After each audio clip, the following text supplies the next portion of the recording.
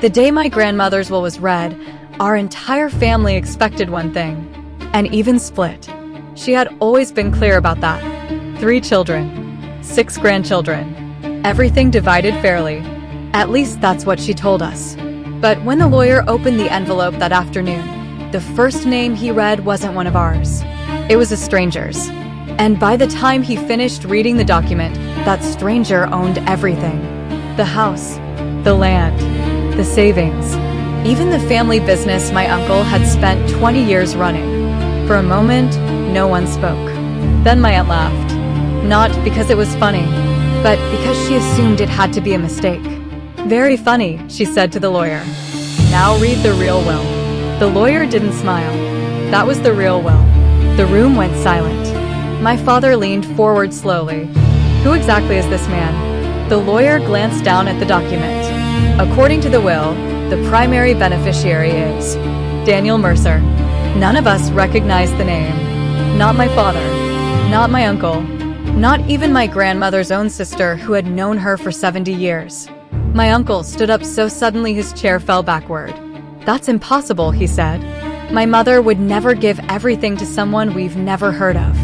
The lawyer calmly slid a document across the table. The will was signed 3 months ago. Legally witnessed. 3 months. That meant my grandmother changed everything shortly before she died, without telling any of us. My cousin leaned over my shoulder. "Do you know him?" she whispered. I shook my head, but something about the name bothered me, like I had heard it somewhere before. My aunt crossed her arms. "So where is this mysterious man now?" The lawyer checked another page. "He was notified this morning." Notified.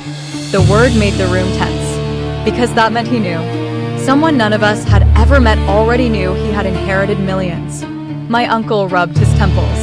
"This has to be a scam." The lawyer looked up. "I assure you, it is not." My father finally asked the question everyone was thinking. "Does the will say who he is?" The lawyer paused. Then he read a line none of us expected. Daniel Mercer, described here as someone who knew the deceased better than anyone. That didn't make sense. My grandmother barely left the house in her final years. Her world was small. Family. Church. Her garden. So who is this man who supposedly knew her better than all of us? The room filled with quiet arguments. My aunt insisted the will must have been manipulated. My uncle accused the lawyer of fraud. But the lawyer simply sat there. Calm. Professional. Unmoved. Then he said something that froze everyone. "There's one more detail you should know." He opened another folder. "Daniel Mercer will be arriving today." My cousin frowned. "Arriving where?" The lawyer closed the file. "Here." The front doorbell rang. Every head turned.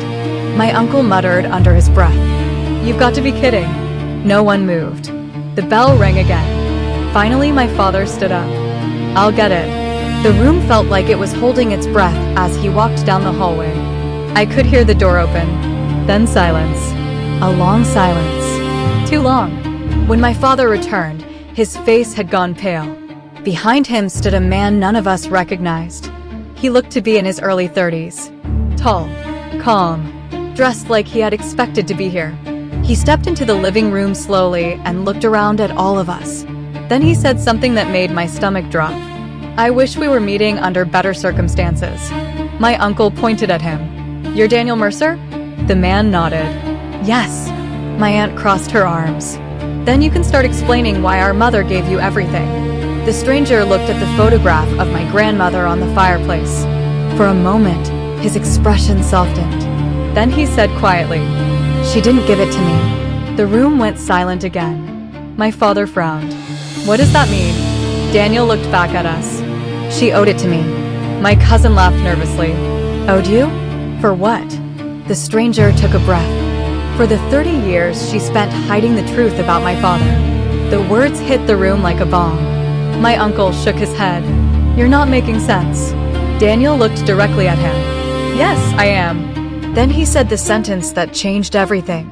"The woman you called your mother was also mine." No one spoke. Not my father. Not my aunt. Not even the lawyer.